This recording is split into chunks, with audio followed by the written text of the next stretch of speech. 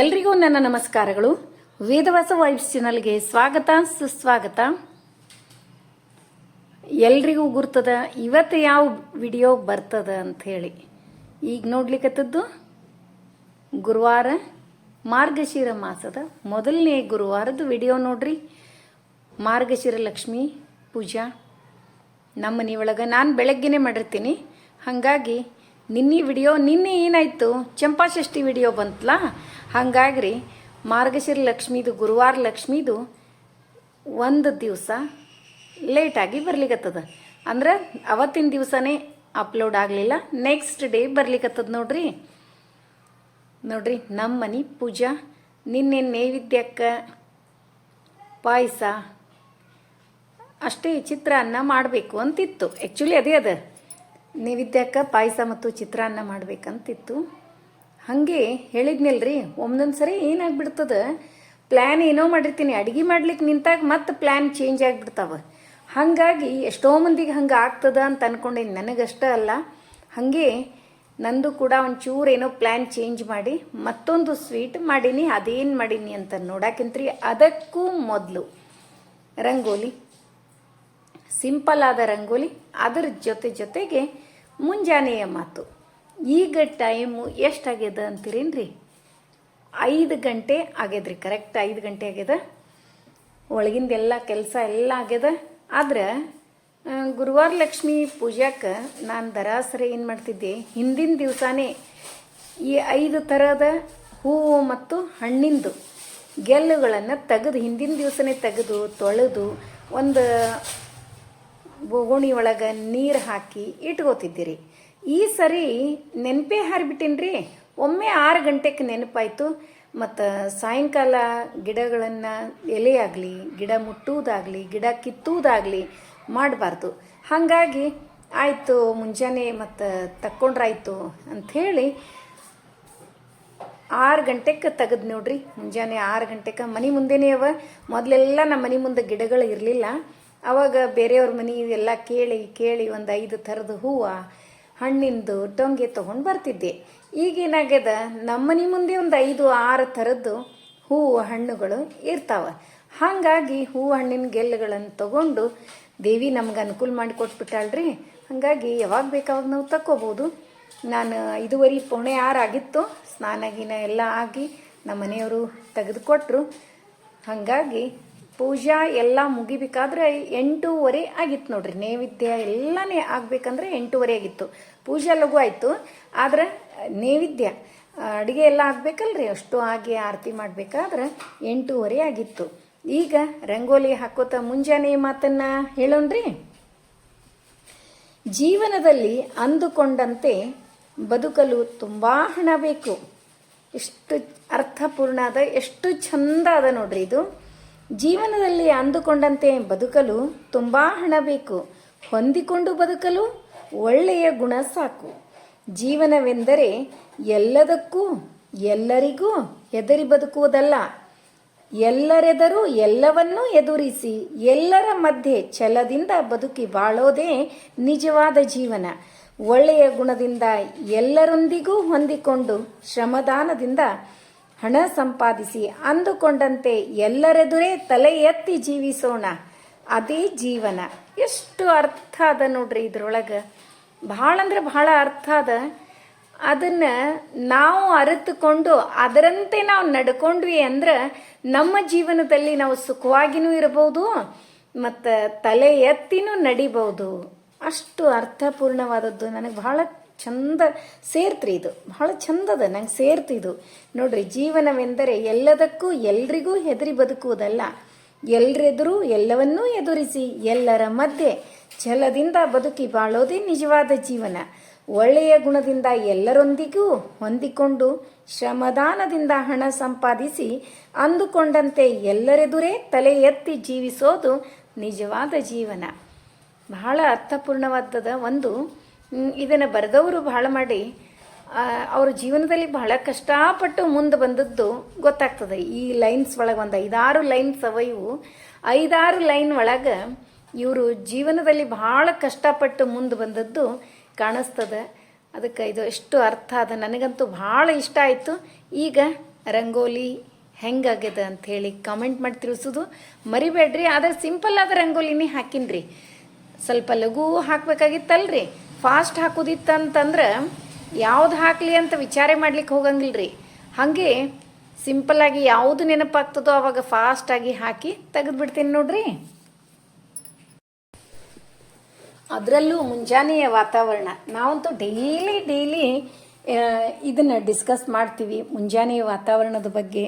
ಯಾಕಂದ್ರೆ ಇದು ಲಘು ಎದ್ದು ನಾವು ಥಳಿ ರಂಗೋಲಿ ಸ್ನಾನ ಪೂಜಾ ಇದೇನು ಮುಗಿಸ್ತೀವಲ್ರಿ, ಅದು ಭಯಂಕರ ಖುಷಿಯನ್ನು ಕೊಡ್ತದೆ. ಅಂದ್ರೆ ಎಷ್ಟು ಖುಷಿಯನ್ನು ಕೊಡ್ತದೆ ಅಂತಂದ್ರೆ, ನಾವೇನೋ ಹೊಸದೊಂದು ಅಂದ್ರೆ ನಮಗಿಷ್ಟವಾದ ಸೀರೆ ಆಗಲಿ ಒಡವೆ ಆಗಲಿ ನಮಗಿಷ್ಟವಾದದ್ದೇ ಏನೇ ಇದ್ದರೂ ನಾವು ಕಾಸ್ಟ್ಲಿ ಎಷ್ಟು ಇದ್ದದ್ದು ತೊಗೋತೀವಲ್ರಿ, ಎಷ್ಟು ಖುಷಿಯನ್ನು ಕೊಡ್ತದಲ್ಲ ಅದಕ್ಕೂ ಹೆಚ್ಚು ಖುಷಿಯನ್ನು ಕೊಡುವುದು ಈ ಮುಂಜಾನೆಯ ವಾತಾವರಣ ನೋಡ್ರಿ. ಯಾಕಂದ್ರೆ ಅಷ್ಟು ಫ್ರೆಶ್ ಇರ್ತದೆ, ಅಷ್ಟು ರಿಲ್ಯಾಕ್ಸ್ ಮೈಂಡ್ ಇರ್ತದೆ. ಅದೇ ಮಲ್ಲಿಗೆ ಎದ್ದಿರ್ತೀವಲ್ರಿ, ಯಾವುದೋ ತಲೆ ಒಳಗೆ ಡಿಸ್ಟರ್ಬೆನ್ಸ್ ಇರಂಗಿಲ್ಲ. ಹಾಗಾಗಿ ಮುಂಜಾನೆ ವಾತಾವರಣ ಫ್ರೆಶ್ನು ಹಾಗೆ ಇರ್ತದೆ. ಅದ್ರ ಜೊತೆಗೆ ಚಿಲಿಪಿಲಿ ಹಕ್ಕಿಗಳ ಗಾನನೂ ಅಷ್ಟು ಚಂದ ಇರ್ತದ್ರಿ. ನೋಡ್ರಿ, ಇವತ್ತಿನ ರಂಗೋಲಿ ಎಲ್ರಿಗೂ ಇಷ್ಟ ಆಯಿತು ಅಂತ ಅನ್ಕೋತೀನಿ. ಸಿಂಪಲ್ ಆದ ರಂಗೋಲಿ ಆದರೂ ಕೂಡ ಎಲ್ಲರೂ ಇಷ್ಟಪಡ್ತಿರಲ್ಲ, ಹಾಗಾಗಿ ನನಗೆ ಭಾಳ ಖುಷಿ ಆಗ್ತದೆ. ಈ ದಿನನಿತ್ಯ ಫಸ್ಟ್ ನಮ್ಮ ವಿಡಿಯೋ ಸ್ಟಾರ್ಟ್ ಆಗೋದೇ ರಂಗೋಲಿಯಿಂದ, ಹೌದಿಲ್ರಿ? ಬರ್ರಿ ಈಗ ರಂಗೋಲಿ ನೋಡ್ರಿ ಹೆಂಗಾಗ್ಯದ ಅಂತೇಳಿ ಕಮೆಂಟ್ ಮಾಡಿ ತಿಳಿಸೋದು ಮರಿಬೇಡ್ರಿ. ಹೇಳೇತೀರಿ ನೀವು, ಆದರೂ ಕೂಡ ಅದೊಂದು ನಾನು ಹೇಳಬೇಕು, ಅದು ನನ್ನ ಸೈಡಿನ ಕೆಲಸ ಇರ್ತದೆ. ಹಾಗಾಗಿ ನಾನು ನಿಮಗೆ ಕೇಳ್ತೀನಿ ಹೆಂಗಾಗ್ಯದ ಅಂತ ಹೇಳಿ. ಗುರುವಾರ ಲಕ್ಷ್ಮೀ ಪೂಜಾದ್ದು ಎಷ್ಟು ಕ್ವಶನ್ಸು ಇನ್ನೂ ಬರ್ಲಿಕ್ಕತ್ತಾವ. ಅಂದ್ರೆ ಮೊದಲನೇ ಗುರುವಾರ ತಪ್ಪಿದ್ರೆ ನಾನು ಮಂಗಳವಾರ ಮಾಡಬಹುದೇನು ಅಥವಾ ಹೆಂಗೆ ಅಂಥೇಳಿ ನೋಡ್ರಿ. ಎರಡೇ ಗುರುವಾರ ಮಾಡಿದರೂ ನಡೀತದೆ. ಯಾಕಂದ್ರೆ ಸಮಸ್ಯೆಗಳು ಏನಾದರೂ ಒಂದು ಗುರುವಾರ ಆದರೂ ಇದ್ದೇ ಇರ್ತದೆ. ಇಲ್ಲ ನಾನು 4 ವಾರಗಳನ್ನು ಮಾಡಬೇಕು ಅಂತ ಅನ್ಕೊಳ್ಳೋರು ಒಂದು ಮಂಗಳವಾರ ಮಾಡ್ಬೋದು. ಟೈಮು ಸಮಯ ಹಂಗೆ ಪೂಜಾಕ್ಕೆ ಏನಾಗ್ತದೆ ಹೇಳಿರಿ, ಮಾಡಿದ್ರೆ ಮುಂಜಾನೆ ಹೊತ್ನ್ಯಾಗ ಸೂರ್ಯೋದಯಕ್ಕಿಂತ ಮುಂಚೆ, ಇಲ್ಲ ಸಾಯಂಕಾಲ ಗೋಧೂಳಿ ಮುಹೂರ್ತ. ಎರಡೂ ಮುಹೂರ್ತಗಳು ಭಾಳ ಶ್ರೇಷ್ಠವಾದದ್ದು ಇರ್ತಾವೆ ಪೂಜಾಕ್ಕೆ ಅಂತೇಳಿ ಮೀಸಲು ಇರ್ತಾವೆ. ಅದು ಬಹಳ ಶ್ರೇಷ್ಠವಾದದ್ದು. ಅದರ ಸಲುವಾಗಿ ಸಾಯಂಕಾಲ ಮಾಡಿರಿ. ಗೋಧೂಳಿ ಮುಹೂರ್ತ 5:30ಯಿಂದ 7 ಗಂಟೆ ಒಳಗೆ ಮಾಡೋದು. ಬೆಳಗ್ಗೆ ಏನದ 5ರಿಂದ 7 ಮುಗಿಸೋದು. ಹಂಗೆ ಅದಕ್ಕೆ ಬಹಳಷ್ಟು ಮಂದಿ ಕೇಳ್ತೀರಿ. ಇಲ್ಲಾಂದ್ರೆ 3, 4, 2 ವಾರ ಮಾಡಿರಿ, ಅಥವಾ 2ನೇದ್ದು 4ನೇದ್ದು ಮಾಡಿರಿ. ಹಿಂಗೆ ಸಮಸ್ಯೆಗಳು ಬಂದ್ರೆ ಇಲ್ಲಾಂದ್ರೆ 4 ಮಾಡೋದು ಬಹಳ ಒಳ್ಳೆಯದು. ಇಲ್ಲಾಂದ್ರೆ ಒಂದು ಮಂಗಳವಾರ ಮಾಡಿ ಮುಗಿಸೋದು ಇಷ್ಟಿರ್ತದೆ. ಅದಕ್ಕೆ ಮತ್ತು ಉಪವಾಸ ಸಾಯಂಕಾಲದವರೆಗೂ ಉಪವಾಸ ಮಾಡೋದು, ಸಾಯಂಕಾಲ ಊಟ ಮಾಡೋದು. ಮತ್ತು ಬೆಳಗ್ಗೆ ಏನದ ನಾವು ಅವಲಕ್ಕಿ, ಶೇಂಗಾ ಉಂಡೆ, ಬಾಳೆಹಣ್ಣು, ಹಾಲು ಇವನ್ನೆಲ್ಲ ತಿನ್ಬೋದು. ನಾನು ಮೊದಲೇ ವಿಡಿಯೋದೊಳಗೆಲ್ಲ ಹೇಳೀನಿ. ಅಂದರೂ ಕೂಡ ಇವಿಷ್ಟು ಪ್ರಶ್ನೆಗಳು ಇದ್ದು ಮತ್ತು ಹೇಳ್ರಿ ಪ್ಲೀಸ್ ಪ್ಲೀಸ್ ಪ್ಲೀಸ್ ಅಂತಂದು ಕೂಡಲೇ ಹಂಗೆ ಅದಕ್ಕೆ ಹೇಳೀನಿ ಅಂತಲ್ಲ. ಆದರೂ ಕನ್ಫ್ಯೂಸ್ ಮಾಡ್ಕೋಬೇಡ್ರಿ. ಏನಾಗ್ಬಿಡ್ತದೆ, ಯಾವಾಗೋ ಒಂದು ವಿಡಿಯೋ ನೋಡಿದ ತಕ್ಷಣ ಹಂಗೆ ಕ್ವಶನ್ಸ್ ಅರೈಸ್ ಆಗ್ತವೆ. ಅವು ಡೈಲಿ ವಿಡಿಯೋ ನೋಡೋರಿಗೆ ಯಾವುದೇ ಪ್ರಶ್ನೆಗಳು ಇರಂಗಿಲ್ಲ. ಯಾಕಂದ್ರೆ ಅವು ಒಂದಕ್ಕೊಂದು ಲಿಂಕ್ ಇರ್ತಾವೆ. ಹಾಗಾಗಿ ಈಗ ನೋಡ್ರಿ, ಗುರುವಾರ ಲಕ್ಷ್ಮೀದು ಅಡುಗೆ ಏನು ಮಾಡಿದ್ದೆ ಅಂಥೇಳಿ ನೋಡೋಕ್ಕಿಂತ ಎಲ್ಲದಕ್ಕಿಂತ ಮೊದಲು ಬರ್ಶನ್ ಕಟ್ಟಿ ಒರೆಸ್ಕೊಂಡು ಕ್ಲೀನಾಗಿ ಅರಿಶಿನ ಕುಂಕುಮ ಏರಿಸಿ ಅನ್ನಪೂರ್ಣೇಶ್ವರಿಗೆ ಬೇಡ್ಕೊಂಡು ಅಡುಗೆ ಸ್ಟಾರ್ಟ್ ಮಾಡೋಣ್ರಿ.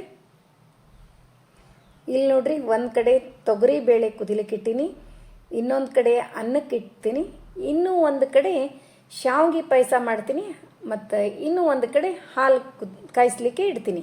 ನೋಡ್ರಿ 4 ಒಲೆ ಎಷ್ಟು ಉಪಯೋಗ. ಅಷ್ಟು ಆಗುವವರೆಗೂ ಈ ಕಡೆಗೆ ಒಂದಿಷ್ಟು 1 ಬಟ್ಲು ಪುಟಾಣಿ, 1 ಬಟ್ಲು ಬೆಲ್ಲ ಹಾಕಿ ಮಿಕ್ಸಿ ಮಾಡ್ಕೋತೀನಿ. ಪುಟಾಣಿ ಹುರಿದಿರೇನು ಏನೂ ಇಲ್ಲ, ಹಸಿ ಪುಟಾಣಿನೇ ಅವನ್ನೇನದ ಮಿಕ್ಸಿ ಮಾಡಿಕೊಂಡು ನಾನು ಪೌಡ್ರ್ ಬೆಲ್ಲ ಹಾಕಿನಿಲ್ರಿ. ಅದು ಹಾಗಾಗಿ ಏನಾಗ್ಬಿಡ್ತದೆ, ಚೆಂದಾಗಿ ಕೈಯೊಳಗೆ ನಾವು ಹೂರ್ಣ ಅಂತೀವಲ್ಲ ಹಂಗೆ ಆಗಂಗಿಲ್ಲ. ಅದಕ್ಕೇನದ 1 ನಕ್ಕಳು ಹಾಲು ಹಾಕ್ಕೊಂಡು ರೆಡಿ ಮಾಡ್ಕೋತೀನಿ. ಇಲ್ಲಿ ಶಾವಿಗೆ ಈಗ ಚೆಂದಾಗಿ 1 ಸ್ಪೂನ್ನಷ್ಟು ತುಪ್ಪ ಹಾಕಿ ಹುರಿದು ಇಟ್ಕೊಂಡೆ, ನೀರು ಹಾಕಿ ಕುದಿಲಿಕ್ಕೆ ಇಟ್ಟೀನಿ. ಬೆಲ್ಲ ಹಾಕ್ತೀನಿ, ಅದಕ್ಕೆ ನೀರು ಹಾಕಿನ್ರಿ. ಸಕ್ಕರೆ ಹಾಕೋದಾದ್ರೆ ಹಾಲೊಳಗೆ ಕುದಿಸ್ಬಿಟ್ರೆ ನಡೀತದೆ. ನೋಡ್ರಿ, ನಾನು ಪುಡಿ ಬೆಲ್ಲ ಹಾಕಿರೋದ್ರಿಂದ ಹಿಂಗೆ ಉದುರಾಗ್ಯದ. ಇದ್ರೊಳಗೆ ನಾ ಏನು ಮಾಡ್ತೀನಿ, ಒಂದಿಷ್ಟು ಸ್ವಲ್ಪ ಹಾಲು ಹಾಕಿ ಚೆಂದಾಗಿ ಕಲಿಸ್ಕೊಂಡು ಹೂರಣ ಮಾಡ್ತೀವಲ್ರಿ. ಈಗ ಹೆಂಗೆ ಹೋಳಿಗೆ ಮಾಡ್ಬೇಕಾದ್ರೆ ಹಂಗೆ ಹೂರಣ ಮಾಡಿಕೊಂಡು ರೆಡಿ ಮಾಡಿ ಇಟ್ಕೊಂಡು ಬಿಡ್ತೀನಿ. ಅಂದ್ರೆ ಫಾಸ್ಟಾಗಿ ಆಗಿಬಿಡ್ತಾವೆ ನೋಡ್ರಿ. ಇದು ರೆಡಿ ಮಾಡಿ ಇಟ್ಕೊಂಡು ಕಣಕ ನಾದಿ ಇಟ್ಕೊಂಡು ಬಿಡ್ತೀನಿ. ಮಸ್ತ್ ಆಗ್ತಾವೆ, ಭಾಳ ಟೇಸ್ಟ್ ಆಗ್ತವೆ. ಇವು ಪುಟಾಣಿ ಉಂಡಿ ಅನ್ರಿ, ಪುಟಾಣಿಯಿಂದ ಮಾಡಿದ ಹೋಳಿಗೆ ಅನ್ರಿ, ಇವು ಲಕ್ಷ್ಮೀ ದೇವಿಗೆ ಭಾಳ ಅಂದ್ರೆ ಭಾಳ ಇಷ್ಟವಾದದ್ದು. ಅದಕ್ಕೇನದ ಒಮ್ಮೆ ಪ್ಲ್ಯಾನ್ ಬಂತು, ಇಲ್ಲಾಂದ್ರೆ ನಿಮಗೆ ಮುಂಚೆನೇ ಹೇಳ್ತಿದ್ನ್ಯಾ ನಾನು. ಅದಕ್ಕೆ ನೀವು ಅಂತಿರ್ಬೇಕು, ನೀವಾದ್ರೆ ಮಾಡಿದ್ರಿ ನಮಗೆ ಹೇಳಿಲ್ಲ ಅಂತ ಅನ್ಲಿಕ್ಕೆ ಹೋಗಬೇಡ್ರಿ. ನೆಕ್ಸ್ಟ್ ವೀಕ್ ಯಾರು ಮಾಡೋರು ಮಾಡಬಹುದು. ಭಾಳ ಏನು ಮಾಡಿಲ್ಲರಿ, ನಾನು 5 ಮಾಡೀನಿ ಅಷ್ಟೇ. ಒಂದು ಬೌಲ್ ಅಂತೆ, ಒಂದು ಬಟ್ಟಲು ಅಂತ ಏನಂತೆ ಬೌಲ್, ಅದರಲ್ಲಿ ಒಂದಿಷ್ಟು ಪುಟಾಣಿ, ಅದರಲ್ಲಿ ಸಮ ಬೆಲ್ಲ ತೊಗೊಂಡು 2 ಮಿಕ್ಸ್ ಮಾಡಿದೆ. ಉದುರಾದ್ರೆ ಒಂದು ಸ್ವಲ್ಪ ಹಾಲು ಹಾಕಿ ಚೆಂದಾಗಿ ಹೂರಣ ಮಾಡಿ ಇಟ್ಕೊಳ್ಳೋದು ನೋಡ್ರಿ. ಒಂದು ಹೋಳಿಗೆಯೊಳಗೆ ಸಾಲಷ್ಟು. ಈಗ ನೋಡ್ರಿ, ಶಾವಿಗೆ ಪಾಯಸ ನೀರು ಹಾಕಿ ಕುದಿಸಿದೆ, ಅದರೊಳಗೆ ಬೆಲ್ಲ ಹಾಕಿದೆ. ನಮಗೆ ರುಚಿಗೆ ತಕ್ಕಷ್ಟು, ಅಂದ್ರೆ ಸ್ವೀಟ್ ಭಾಳ ತಿನ್ನೋರಿದ್ರೆ ಸ್ವಲ್ಪ ಭಾಳಷ್ಟು ಹಾಕ್ಕೊಳ್ಳೋದು. ಇಲ್ಲಪ್ಪ ಕಡಿಮೆ ಸ್ವೀಟ್ ಅಷ್ಟಕ್ಕಷ್ಟೇ ತಿಂತೀವಿ ಅಂತಂದ್ರೆ ಅಷ್ಟೇ ಸ್ವಲ್ಪ ಕಡಿಮೆ ಹಾಕೋದು. ಹಾಗೇನೆ ಒಂದು ಸ್ವಲ್ಪ 1-2 ಏಲಕ್ಕಿ, ಮನುಕ, ಗೋಡಂಬಿನೂ ಆ್ಯಡ್ ಮಾಡಿ ಒಂದು ಕುದಿಸಿ ತೆಗೆದುಬಿಡ್ತೀನಿ ನೋಡ್ರಿ. ಮಸ್ತ್ ಟೇಸ್ಟಿಯಾದ ಶಾವಿಗೆ ಪಾಯಸ ರೆಡಿ ಆಗ್ತದೆ. ಈಗ ಪುಟಾಣಿ ಹೋಳಿಗೆ ಮಾಡೋಣ್ರಿ. ಒಂದು 5 ಪುಟಾಣಿ ಹೋಳಿಗೆ ಮಾಡಿ ಉಳಿದದ್ದು ಚಪಾತಿ ಮಾಡಿ ತೆಗೆದುಬಿಡ್ತೀನಿ. ಯಾಕಂದ್ರೆ ಡಬ್ಬಿಗೆ ಕಟ್ಕೊಂಡು ಹೋಗಲಿಕ್ಕೆ ಚಪಾತಿನೇ ಚಲೋ ಆಗ್ತಾವೆ. ಹಾಗಾಗಿ ಒಂದು 5 ಅಷ್ಟೇ ನೈವೇದ್ಯ ಪೂರ್ತಿ ಅಷ್ಟೇ ನೋಡ್ರಿ. ಒಂದು 5 ಹೋಳಿಗೆ ಮಾಡಿ ತೆಗಿತೀನಿ. ಖರೆ ಚಲೋ ಆಗ್ತಾವೆ ನೋಡ್ರಿ ನೀವು. ಆದರೆ ಹಿಟ್ಟು ಏನದಲ್ಲ, ಇದು ಒಂದೊಬ್ಬೊಬ್ರಿಗೆ ಕನ್ಫ್ಯೂಸ್ ಇರ್ತದೆ. ಹಿಟ್ಟು ಹೋಳಿಗೆ ಮಾಡ್ತೀವಲ್ಲ ಹಂಗೆ ನಾದ್ಕೊಂಡಿದ್ರೇನು, ಅಥವಾ ಚಪಾತಿ ಮಾಡ್ತೀವಲ್ಲ ಹಂಗೆ ನಾದ್ಕೊಂಡಿದ್ರೇನು ಅಂತ ಅನ್ನಿಸ್ತಿರ್ತದೆ ನಿಮ್ಗೆ. ಚಪಾತಿ ಏನು ಮಾಡ್ತಿರ್ತೀವಲ್ರಿ ಹಾಗೇ ನಾದ್ಕೊಳ್ಳೋದು. ಹೋಳಿಗೆ ಹಿಟ್ಟಿನ ಥರ ಏನು ನಾದ್ಕೊಳ್ಳೋದಿಲ್ಲ. ಹೋಳಿಗೆ ಹಿಟ್ಟಿನ ಥರ ನಾದ್ಕೊಂಡ್ರೆ ಅದು ಸ್ವಲ್ಪ ಅಳ್ಳಕ್ಕಾಗಿ, ಅಂದರೆ ನೀರಾಗಿ ಇರ್ತದೆ. ಆದರೆ ಇದಕ್ಕೇನದಲ್ಲ, ಪುಟಾಣಿ ಹೋಳಿಗೆಗೆ ನಾವು ಚಪಾತಿ ಹಿಟ್ಟು ಹೆಂಗೆ ನಾದ್ತೇವೋ ಹಂಗೆ ಮಾಡೋದು ನೋಡ್ರಿ. ಆರಿದ ಮೇಲೆ ಟೇಸ್ಟ್ ಆಗ್ತಾವೆ, ಇಲ್ಲ ಅನ್ನಂಗಿಲ್ಲ. ಅದಕ್ಕಿಂತ ಬಿಸಿ ಇದ್ದಾಗ ಭಾಳ ಅಂದ್ರೆ ಭಾಳ ಟೇಸ್ಟ್ ಆಗ್ತಾವ್ರಿ. ನೀವು ಒಂದ್ಸರಿ ಟ್ರೈ ಮಾಡಿ, ಅದನ್ನು ಕೂಡ ಕಮೆಂಟ್ ಮಾಡಿ ತಿಳಿಸ್ರಿ. ನೀವು ಆಲ್ರೆಡಿ ಮಾಡ್ತಿದ್ರಿ ಅಂತಂದ್ರೆ ನೀವು ಹೆಂಗೆ ಮಾಡ್ತೀರಿ ಅನ್ನೋದನ್ನು ಕಮೆಂಟ್ ಮಾಡಿ ತಿಳಿಸ್ತಿರಲ್ಲ. ಈಗ ಫಾಸ್ಟಾಗಿ ಹೋಳಿಗೆ ಮಾಡಿ ತೆಗೆದುಬಿಡೋಣ್ರಿ.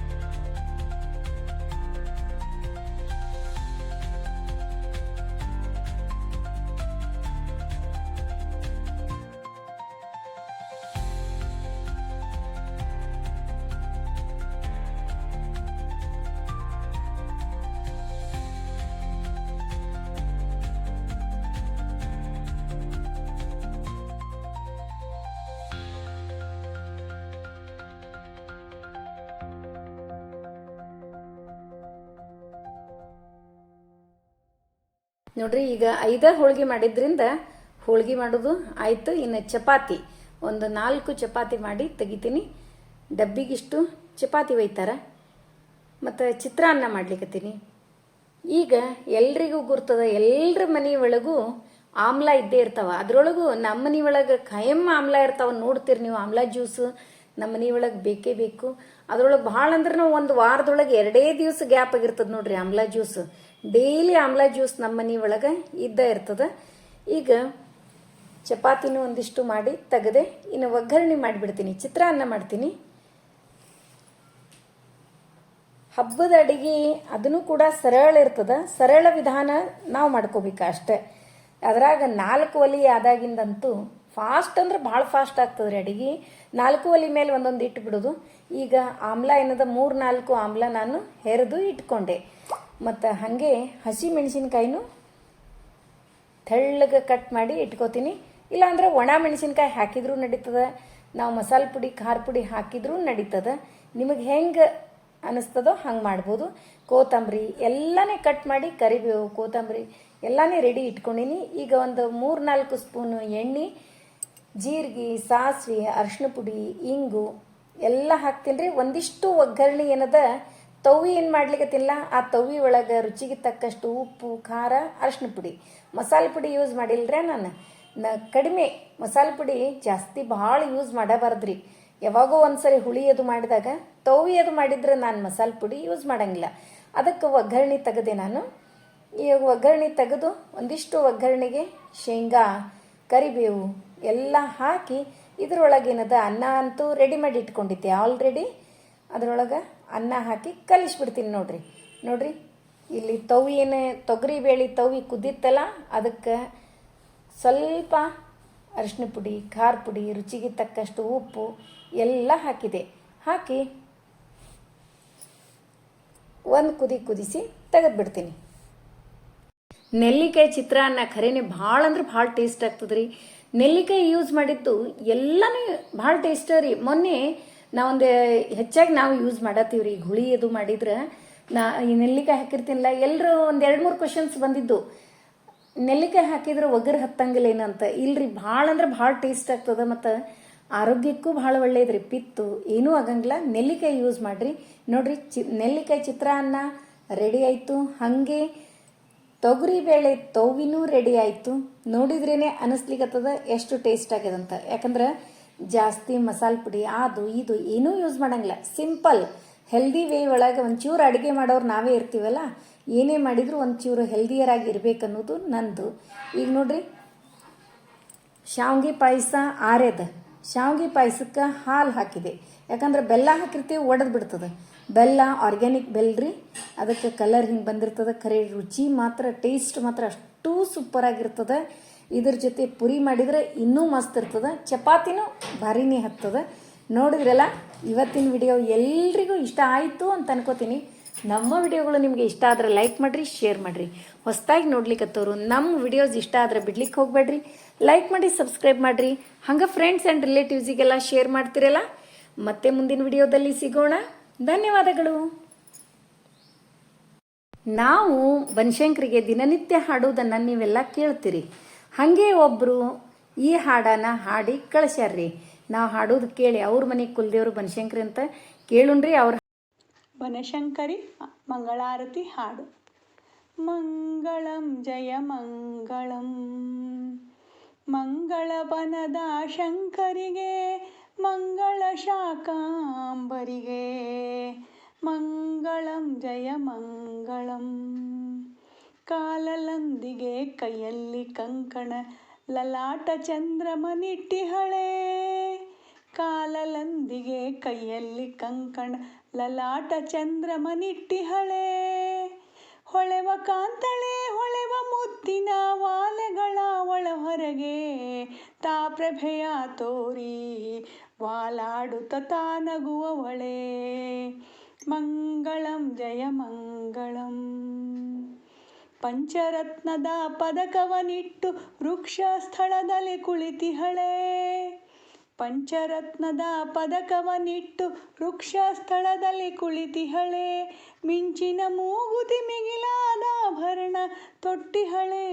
ಸ್ವಚ್ಛದ ಕುಚಗಳ ಮಿಡಿಯುತ್ತ ಸದಾ ಮರ್ದನ ಮಾಡುವಳೆ. ಮಂಗಳಂ ಜಯ ಮಂಗಳಂ. ರನ್ನದ ಉಡುಗೊರೆ ಚಿನ್ನದ ಕುಂಡಲ ಹೊನ್ನಿನ ಡಾಬ ನಿಟ್ಟಿಹಳೆ. ರನ್ನದ ಉಡುಗೊರೆ ಚಿನ್ನದ ಕುಂಡಲ ಹೊನ್ನಿನ ಡಾಬ ನಿಟ್ಟಿಹಳೆ.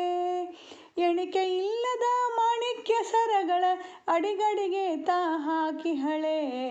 ಬಾದಾಮಿಪುರದಲ್ಲಿ ನೆನೆಸಿರುವ ಬನಶಂಕರಿಯೇ. ಮಂಗಳಂ ಜಯ ಮಂಗಳಂ. ಮಂಗಳ ಬನದ ಶಂಕರಿಗೆ ಮಂಗಳ ಶಾಕಾಂಬರಿಗೆ. ಮಂಗಳಂ ಜಯ ಮಂಗಳಂ. ಮಂಗಳಂ ಜಯ ಮಂಗಳಂ. ಮಂಗಳಂ ಜಯ ಮಂಗಳಂ. ಹರೇ ಶ್ರೀನಿವಾಸ.